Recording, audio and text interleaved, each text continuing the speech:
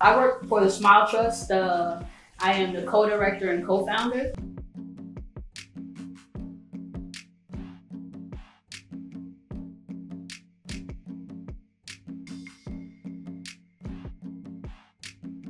We were actually founded back in 2014. We got our 501c3 in 2015. We've been very clear when we talk to the church.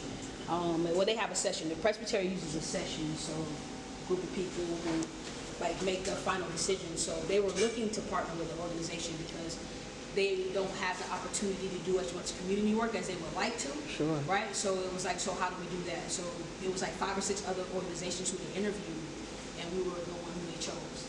Wow. So we set a budget.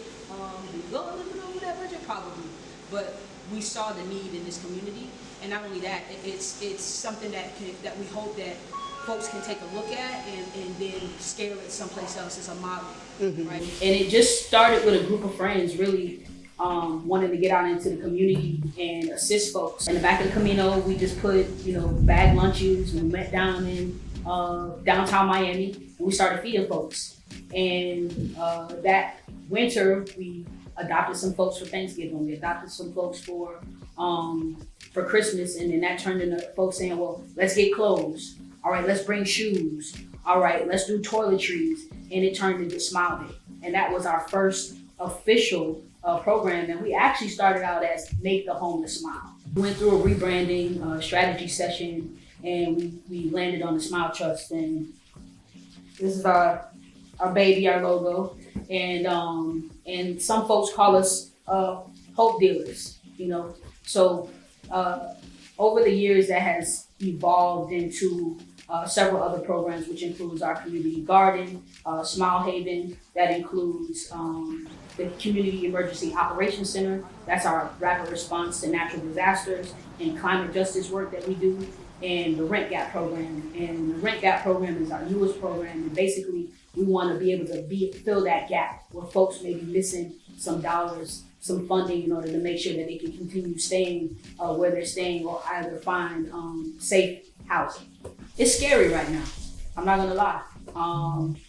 There's so many bills targeting us specifically, and the LGBTQ community is fragmented. Right? The rest of the letters don't always, think that we're as important. They don't pour to us or show up for us like we show up for them, right? So what we have seen though is with the messaging and with us tapping into folks saying we need you, we're seeing more people rallying around us, rallying around the youth. Basically our kids can't get gender affirming care right now. Folks who are on Medicare and Medicaid, they can't get access to their homes. They won't be able to have surgeries that they had planned. Folks are looking to leave the state. Dwayne Wade got some backlash because he picked up his family and he moved. Guess what he was doing? He was protecting his child. If you have the resources, right? And you are thinking about your family and the environment that you want your children to be raised in, then you would most possibly move, right? But for those of us who can't move, or those of us who won't move because I feel like I can't move because who's going to continue to fight?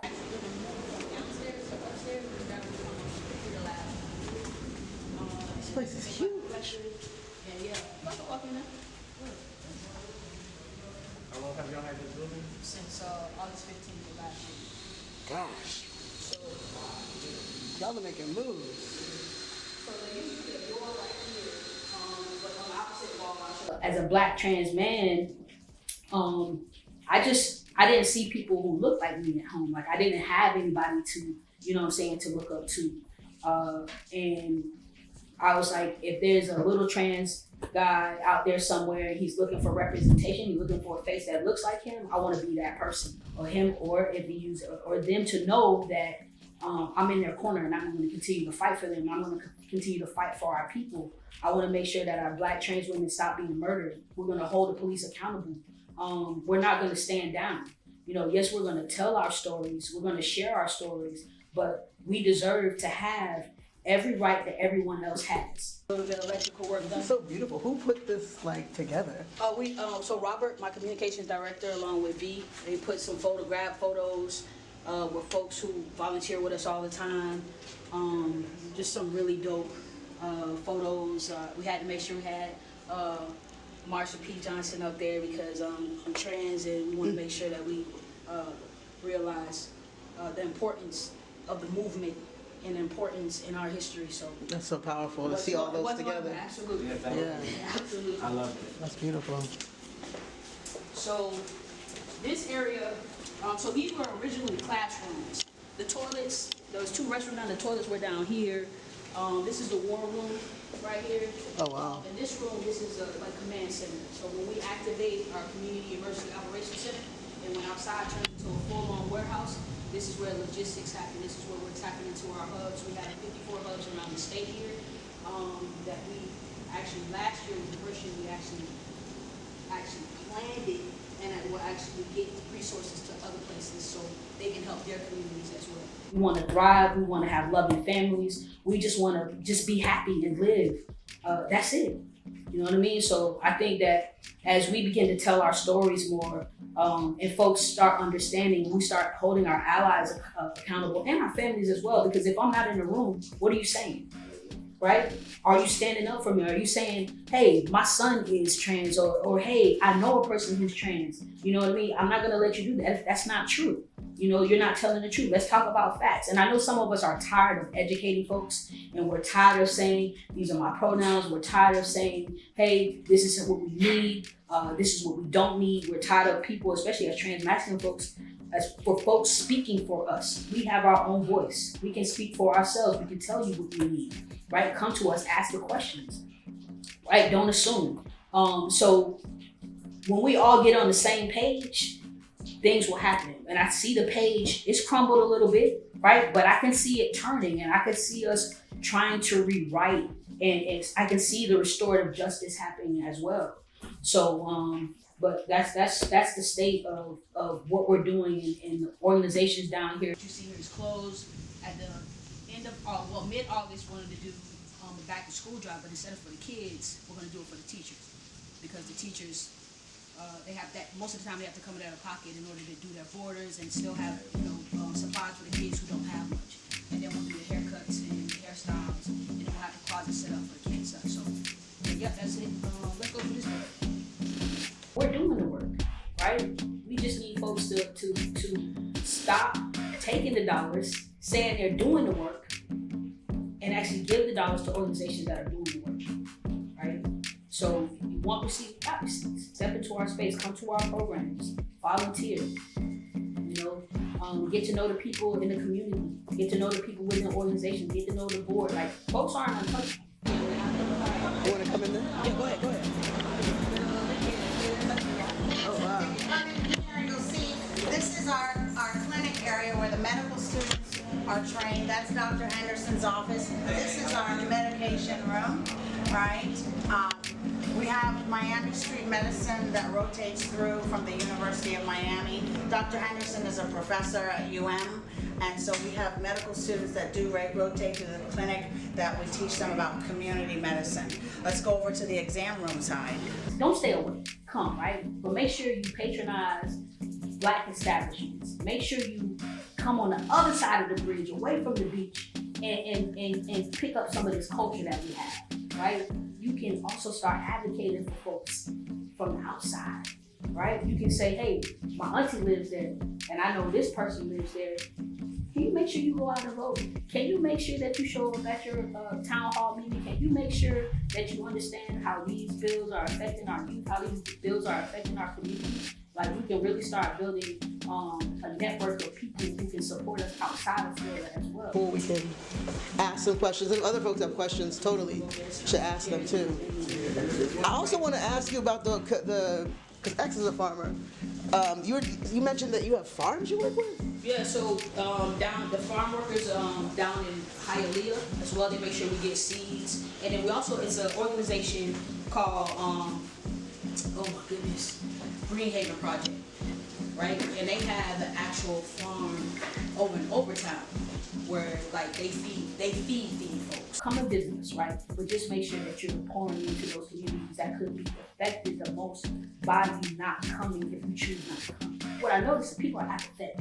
If it doesn't affect them right away, then they don't give a. With our Community Emergency Operations Center, where we can respond within 24 hours, like FEMA says, and the state says, you have to have 72 hours worth of water, of food for everybody in your household. If I can't afford to have food for a week, how can I have 72 hours worth of those supplies? Who's gonna do that if we don't do that for ourselves? You know, we are our own first responders.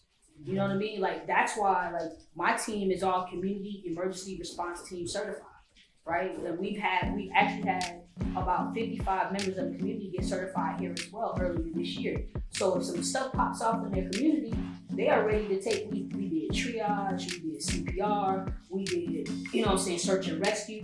Like, so we know what to do in case of an emergency. When I was in corporate America, I didn't even know what, like, self-care, you hear folks talk about it, but I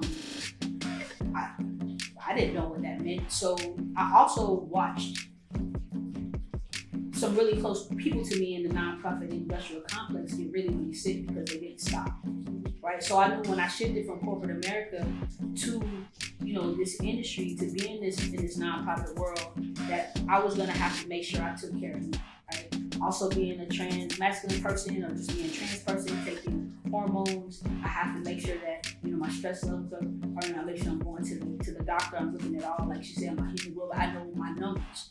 I know myself the best. And if I'm not feeling the best, I need to say I can't do it, right? And that looks like setting boundaries. And for me, that's hard, right? I'm like, yes, I'm gonna take care of it. Sure, I'm gonna do that. So if that means that I'm running for 24 hours straight, or I'm running up and down the street and I'm tired, like, I know that that's not good. So what I've started to do is I've started to set healthy boundaries, and I say no more often. And it hurts sometimes, right? I don't want to say no, but if I don't see it, I'll be spread too thin. I have to make sure that my cup stays full, so anything that overflows, I can give to other people. When folks are in your community, they understand that I need to pour into others just like they pour into me. So there's a constant refill that happens, you know. So that self-care for me looks like putting together Lego sets, reading, music. I'm listening. I have sets in my car right now. So when office is upstairs, I'm putting together and going on my desk.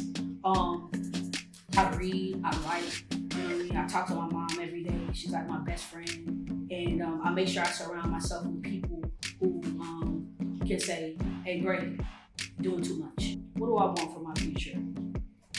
For my future, I just want to be happy, healthy. I want to be able to show folks through my life, show folks through the things that I love, through my passions, that, you know what I mean, you can do it. Don't let anything stand in your way. Our community is resilient, right? Black trans folks have a story to be told. We have to make sure that we preserve our history. We have to make sure that we make connections that are like everlasting. One thing that I would say to Black trans people all over the world is, don't forget to love yourself first.